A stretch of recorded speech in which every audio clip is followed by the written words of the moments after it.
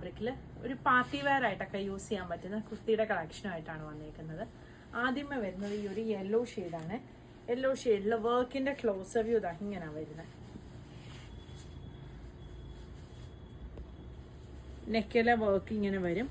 Back സൈഡിലും ദാ ഈ ഒരു ഡീപ്പ് നെക്ക് വന്നിട്ട് ഇങ്ങനെ ഒരു ടൈ കൊടുത്തിട്ടുണ്ട്.